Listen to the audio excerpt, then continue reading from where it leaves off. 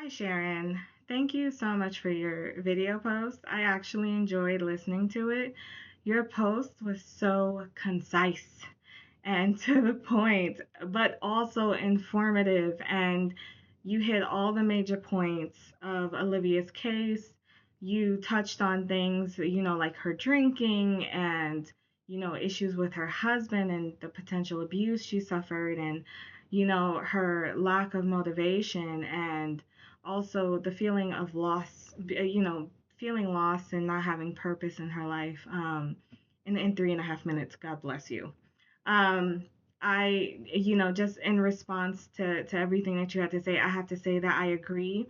I also decided to go with the existential approach in Olivia's case over the Gestalt, really because one, the existential approach is more undefined, right? It's really, what the client needs, and just adapting that to help the client. And I love that you mentioned the empty chair technique. I think that would be just so helpful for Olivia. You mentioned that she can, explore the issues with her drinking and her mothering and, the issues she's had with her husband and going through the divorce.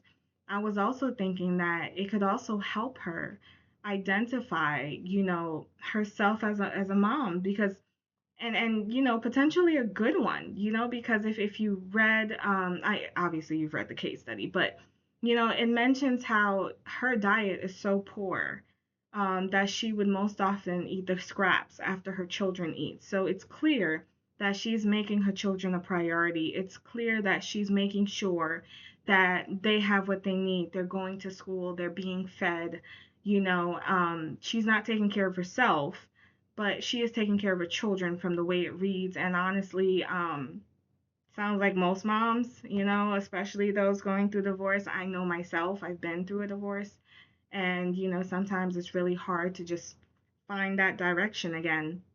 And I also wanted to mention that in the existential approach, Tan mentions the Socratic dialogue, which helps her really just express, assess herself, where she sees herself right now, what's going on, like what is the bad, but also what is positive that is happening right now. Is everything really bad?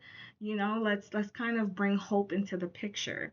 And that ties to the biblical perspective as well. The Bible says God help those who help yourselves. So if you can't even see the light in yourself, how could the light be brought out? Because with God's help, but we need to do it too. um anyway, great post, absolutely loved it. I know that King and Ford has mentioned how the existential approach is just an open door for the biblical worldview, which I completely agree.